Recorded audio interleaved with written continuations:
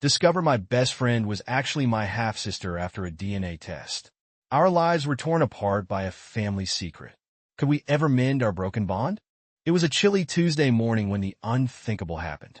I was sitting at my desk, coffee in one hand and scrolling through emails with the other, when I stumbled upon a message that looked like every other corporate announcement until I read the subject line, Notice of Termination.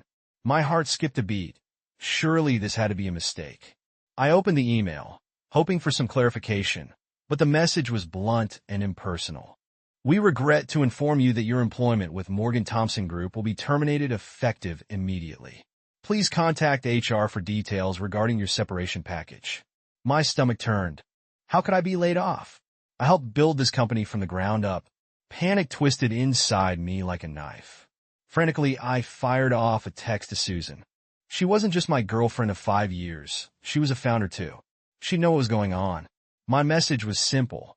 HR says I'm out. What's going on? The reply came back almost instantly, but it wasn't the reassurance I'd hoped for. Charlie, it's true. The board has decided to go in a different direction. We need to talk. Different direction? We had just been talking about expanding into new markets last week. What had changed so suddenly? The message was cold, too formal. Nothing like how Susan usually spoke to me. Something was off. Determined to get some answers, I didn't waste any time. I grabbed my coat and headed out, bypassing bewildered looks from colleagues who'd probably seen the same email about my layoff. As I walked out, whispers followed me, each one a stab of betrayal. I reached the hotel where the company was hosting a lavish event that evening. An odd choice for a company supposedly cutting costs. The lobby was buzzing, filled with chatter and the clinking of glasses. I spotted Susan on stage, radiant and confident, addressing a crowd of eager listeners. She was painting a rosy picture of the company's future, promising growth and prosperity. It felt surreal. My anger simmered as I made my way through the crowd. The air crackled with tension as people started to notice me. Their expressions ranged from sympathetic to outright scornful. I didn't care. All I wanted was to confront Susan. As I reached the stage, her smile vanished, replaced by a cold glare. Security, she snapped, her voice cutting through the murmur of the room. How did this riffraff get in? Ignoring the sting of her words, I demanded, Susan, why am I laid off? The question hung heavy in the air. Whispers rippled through the crowd, laced with mockery. He really thinks he's the boss, huh? How does he have the nerve to talk like that? Someone muttered under their breath. Yeah, just a guy who relied on his girlfriend.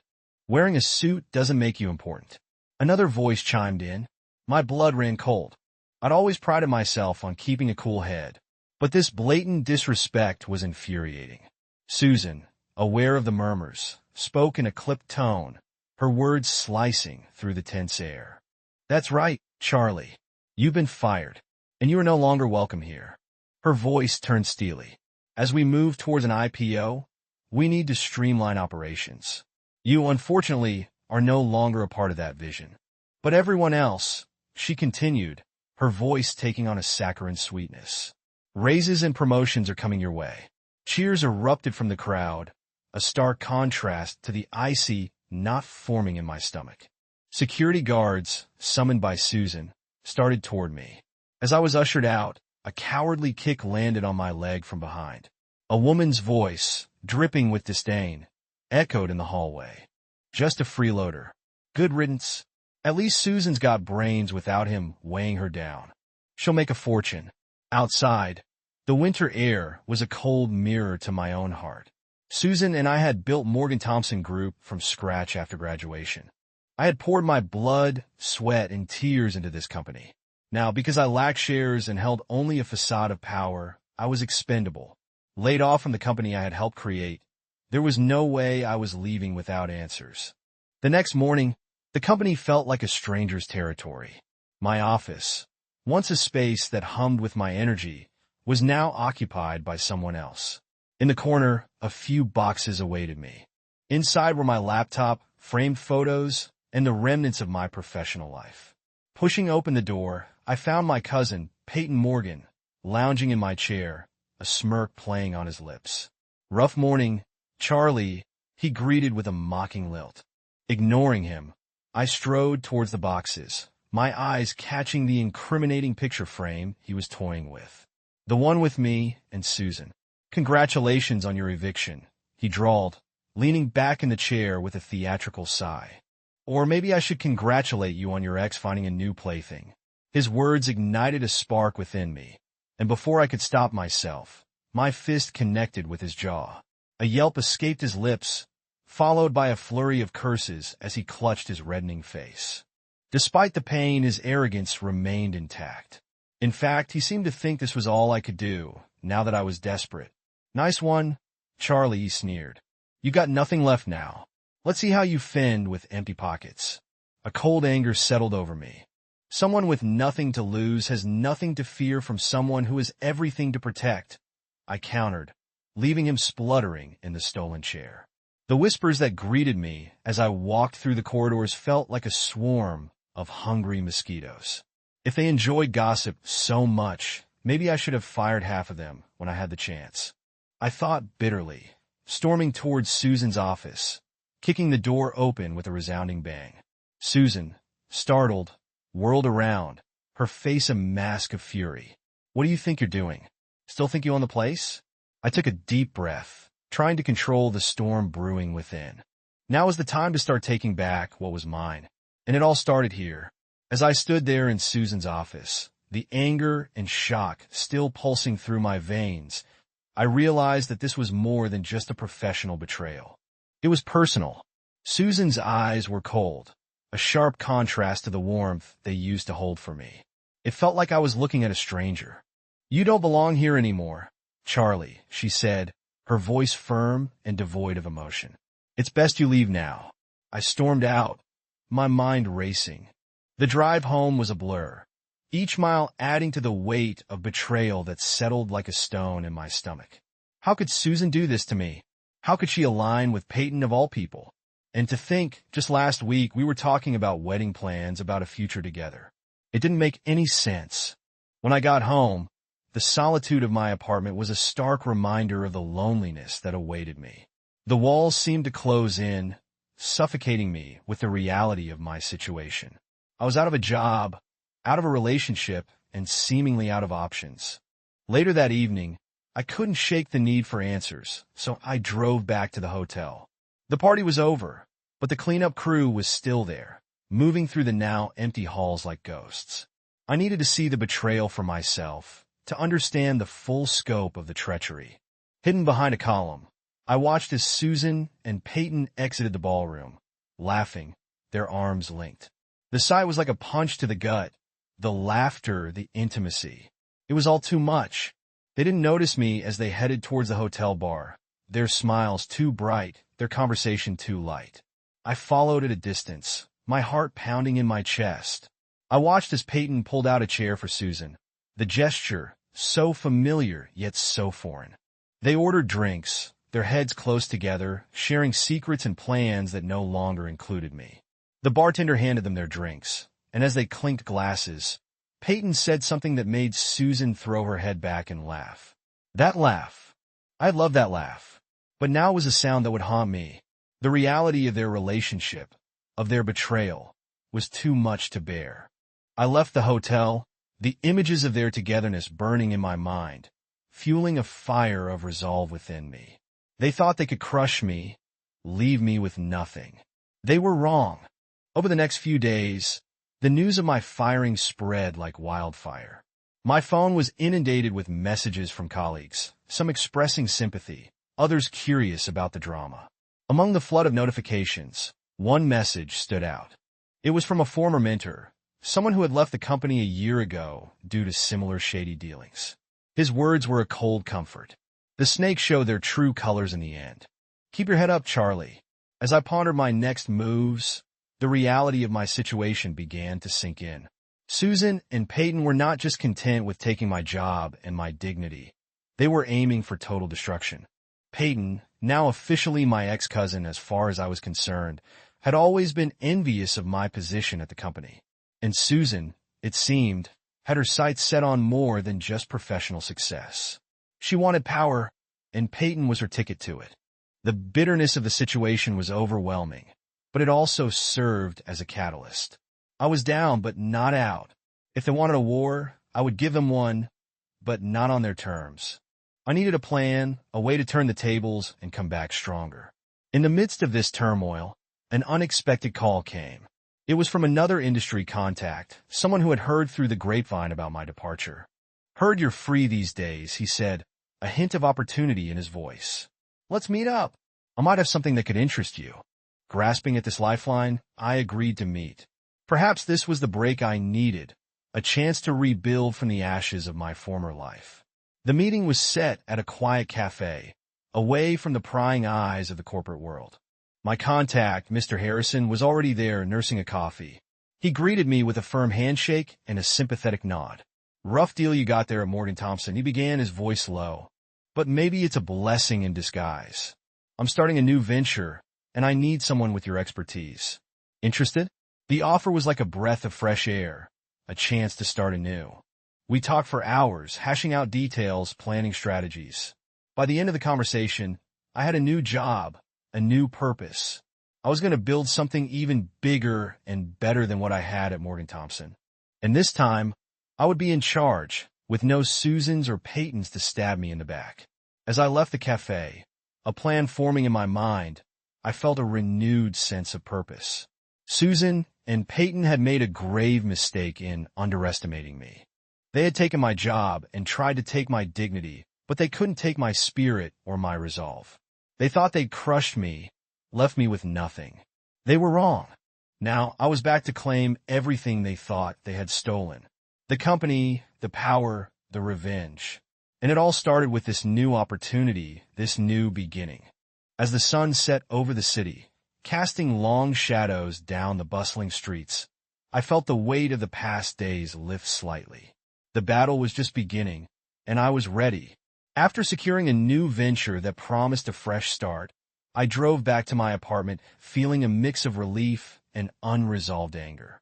The streets were quiet, mirroring the turmoil inside me.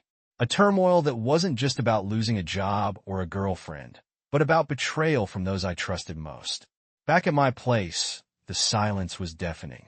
The walls of the apartment, once filled with laughter and dreams, now echoed back my solitary footsteps. It was here in this empty space that the full weight of the past week's events truly hit me. I slumped onto the couch, my head in my hands, trying to wrap my mind around the swift turn my life had taken. The next morning was tough. Waking up without a job to go to, no emails to check, no meetings to attend. It was a stark reminder of my new reality. I felt adrift, like a ship without a rudder, tossed about by waves of uncertainty and frustration. I tried to keep busy, to keep the dark thoughts at bay. I cleaned the apartment, did the laundry, anything to stay moving, but every task was punctuated with painful reminders of Susan and the life we had planned together. Every corner of the apartment, every item we picked out together felt tainted. Later that day, as I was sorting through some old business cards, I came across Susan's. The sight of her name, her title next to mine, twisted the knife a bit deeper. In a fit of anger, I ripped the card to shreds. It was a small petty act, but it felt good. It felt like I was taking back a little control. But anger and petty revenges didn't fill the void for long. I needed to face what had happened head-on, to understand why. I needed closure. I picked up my phone several times, thumb hovering over Susan's contact, but each time I put it down again. I wasn't ready to hear her voice, not yet. That evening, I forced myself to go out for a walk, to get some air.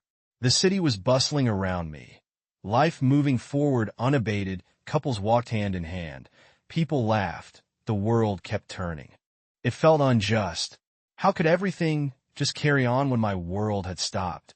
As I walked, I passed the cafe where Susan and I had spent countless hours planning our future. The sight of it was like a punch in the gut. We used to sit by the window, laptops open, discussing strategies and dreaming big. Now those dreams were dust. I kept walking, not really knowing where I was going. Eventually, I found myself at a small park we used to visit. I sat on a bench, the cold metal biting through my coat, and watched as a young family played nearby. A father tossed his daughter into the air, her laughter ringing through the air. It was a stark contrast to the silence of my apartment, the silence of my life now. It was there, on that cold bench, that the reality of my isolation truly sank in. I had lost more than a job and a girlfriend. I had lost my support network, my confidence, my future. The pain of that realization was overwhelming. And for the first time since this whole mess began, I let myself really feel it. The tears came then, hot and unchecked. I cried for what felt like hours, for everything I'd lost, for everything that had been taken from me. But as the tears dried and the initial wave of grief passed, a new determination filled me. I was down, but I was not out. I had been betrayed, yes, but I was still here. I was still standing. And I was angry. Angry enough to fight back. Angry enough to reclaim what was mine. I walked home with a new resolve. Susan and Peyton had tried to take everything from me, but they had underestimated my resilience. They thought they had left me with nothing, but they were wrong. I spent the next few days diving into the new opportunity Mr. Harrison had offered. It was hard starting from scratch, but it was also invigorating. I was building something new, something mine, something that no one could take from me. After weeks of relentless work and networking, my new venture began to take shape. Each morning, I woke up with a purpose, fueled by the determination to not just rebuild, but to surpass everything I had lost. This wasn't just about a business comeback. It was about reclaiming my life and proving to everyone, especially Susan and Peyton, that I was far from beaten. I rented a small office in an unassuming building downtown. It wasn't much to look at with its stark white walls and fluorescent lights. But it was mine. I set up my desk near the window, overlooking the busy street below, a constant reminder of the bustling world I was fighting to make a mark in again. My first major task was to solidify the team. I hired 2 interns, both fresh out of college, eager to make their mark in the tech world. Their enthusiasm was infectious, and it reminded me of myself when I first started. We spent long days and nights brainstorming, coding, and planning. We were building something from scratch, and the energy in the office was palpable. One morning, as I was reviewing our progress, my phone buzzed with an email notification. It was an invitation to a major industry conference, one where I had been a speaker the previous year. My heart skipped a beat. This was my chance to step back into the spotlight, to show the industry that Charlie Morgan was still a force to be reckoned with. Preparations for the conference consumed me. I worked on my presentation every night, refining my speech, making sure every slide was perfect. This was more than just a presentation. It was my public comeback, and I couldn't afford to miss the mark. The day of the conference arrived faster than I expected. As I stood backstage waiting for my turn to speak, my stomach was a knot of nerves. I peeked out at the audience, spotting several familiar faces, industry bigwigs, former colleagues, even a few from Morgan Thompson Group. My hands trembled slightly, but I clenched them in a fist, steadying myself. This was it. When my name was announced, I stepped onto the stage, the lights blindingly bright. I took a deep breath and began to speak. My voice was clear, confident. I talked about innovation, resilience, and the future of technology. With each word, I could feel the room's energy shifting. The audience's interest peaked. After the presentation, people crowded around to talk to me. Old connections were rekindled, and new ones were formed. Several attendees expressed interest in my new venture. It was exhilarating. The conference was a blur of handshakes, business cards, and promising discussions. By the end of the day, my phone was full of new contacts and potential leads. The comeback was in full swing. Back at the office, the mood was jubilant. I shared the success of the conference with my team, and we celebrated into the early hours of the morning. It felt like we were on the brink of something big, something transformative. Over the next few months, our hard work began to pay off. We secured our first major contract, a project that was not just lucrative but also highly visible. It was the break we had been waiting for. The project was challenging, requiring all our skills and resources, but we were up for it. Every milestone we hit was a step away from my past failures and a step towards a brighter future. As our reputation grew, so did the business. We moved to a larger office, hired more staff, and began to attract attention from bigger players in the industry. It was a heady time. I often found myself working late into the night, driven by a mix of fear and excitement, fear of failing again, and excitement at what we were building. One late evening, as I was leaving the office, my phone rang. It was a number I didn't recognize. Hesitant, I answered. It was a headhunter representing a major tech company. They had heard about my recent success and were interested in discussing a potential acquisition. My heart raced. This was the big leagues. We arranged to meet for coffee the next day. As I sat across from the headhunter, listening to him outline their proposal, it felt surreal. Here I was, less than a year after being betrayed and ousted from my own company, discussing multi-million-dollar deals. The meeting went well, and as I walked back to my office, I couldn't help but smile. It was a vindication of all the hard work, the long nights, the doubts and fears. I had made it back, not just to where I had been, but to somewhere better, stronger. That night, I stood by my office window, looking out over the city. The lights twinkled below, each one a reminder of the possibilities that lay out there. I thought about Susan and Peyton, about the hurt and betrayal. They had tried to break me, but they had unwittingly forged me into something stronger. I wasn't just back, I was better than ever. And as I turned from the window, back to the plans and projects that covered my desk, I knew that this was just the beginning. The real work, the real fight was still ahead, and I was ready for it, more ready than I had ever been. The next few weeks, after the meeting with the headhunter, were a whirlwind of activity. Our team expanded, bringing in new talent to manage the influx of projects that had begun to pour in. With each new client and successful project, my company was cementing its reputation as a rising star in the tech industry. One morning, as I was reviewing project reports in my now much larger office, I received an email that caught me off guard. It was an invitation to an exclusive industry gala, typically reserved for the heavyweights of the tech world. The kind of event where deals were made and futures were decided over hors d'oeuvres and champagne. Being included in this was a sign that I had truly arrived back on the scene, not just as a survivor, but as a contender. As the gala approached, I prepared meticulously. This wasn't just another networking event. It was my reintroduction to the elite, many of whom had witnessed my fall. I chose my attire carefully, a sharp modern suit that signaled confidence without ostentation. I was ready to face the past, including any encounters with those from Morgan Thompson Group. The night of the gala, the venue was spectacular, bathed in soft light, with live music setting a celebratory tone. I mingled, exchanged pleasantries, and gradually made my way through the room. The conversations were light, but laden with opportunities, each handshake a potential gateway to new ventures. Halfway through the evening, I spotted Susan and Peyton from across the room. They were as poised as ever, Peyton with his charming smile, and Susan with her calculated grace. Watching them, a part of me recoiled, remembering the pain. But another part of me, the part that had fought back from nothing, felt a surge of triumph. Here I was, on my terms, successful despite their schemes. I made a decision not to avoid them. Instead, I walked directly towards them, my approach confident.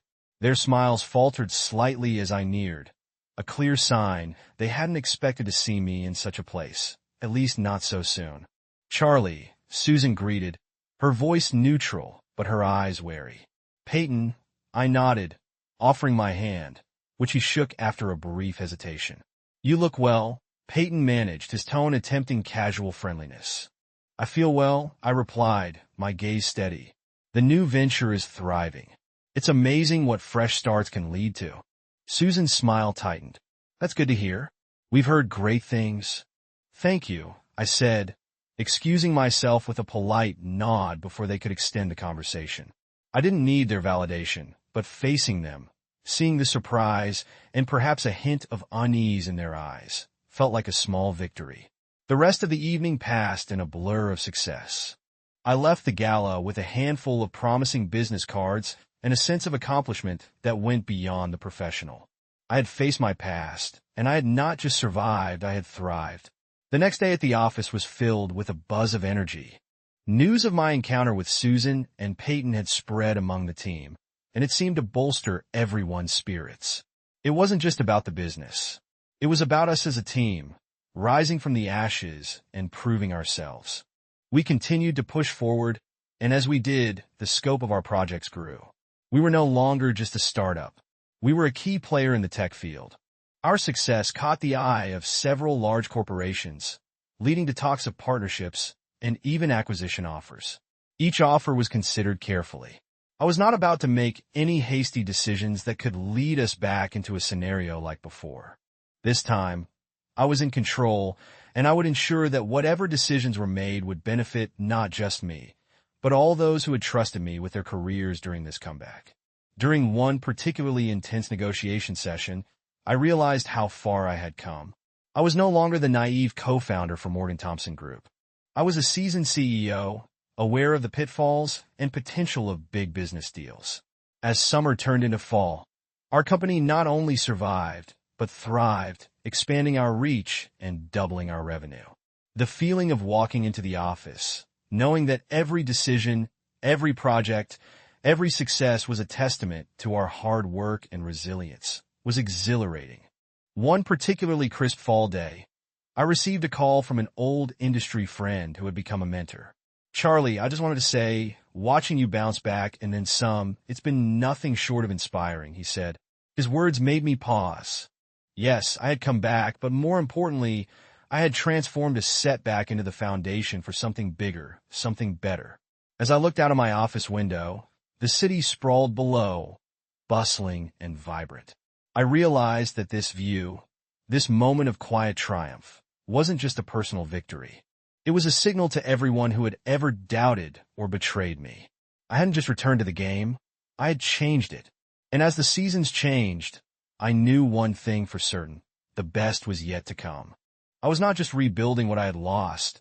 I was creating something that would last, something that would outshine my past, and something that no one could ever take from me again. As my company continued to flourish, gathering momentum with each successful project and innovation, whispers began circulating in industry circles about the faltering performance of Morgan Thompson Group. The company that once seemed unassailable, the company that had unceremoniously pushed me out, was now struggling to keep its head above water. One rainy Tuesday afternoon, as I reviewed quarterly reports showcasing our latest achievements, my assistant informed me that Susan and Peyton had arrived unannounced. My initial surprise quickly gave way to curiosity. What could have driven them to show up at my doorstep, especially without prior notice? I instructed my assistant to show them in. As they entered my office, the contrast between their anxious demeanors and my calm composure couldn't have been starker. Gone were the days when they held the power to dictate terms. Now they were in my world, and they knew it. "Charlie, thank you for seeing us on such short notice," Susan began, her voice lacking the confidence it once carried. Peyton looked equally uneasy, avoiding my gaze. "We'll get straight to the point," Peyton interjected. "Morgan Thompson Group is in trouble. We've hit a rough patch financially, and several of our key contracts are in jeopardy. We need your help." The irony of the situation was not lost on me. I leaned back in my chair, considering their words.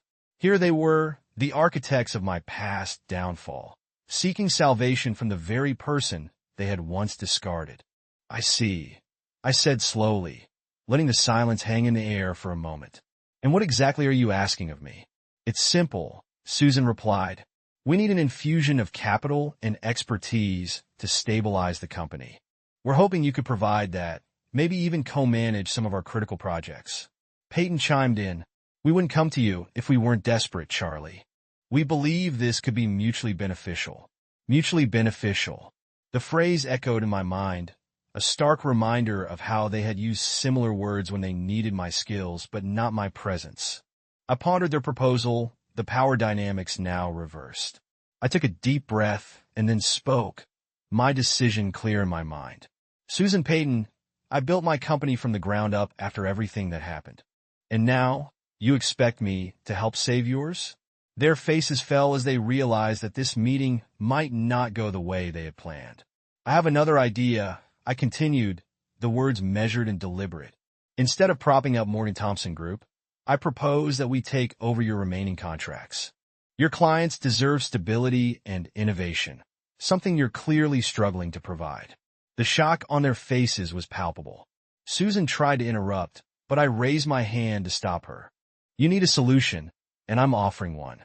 This isn't just about business. It's about ensuring that the projects you can no longer handle continue to be managed effectively. I could see the conflict playing out in their expressions.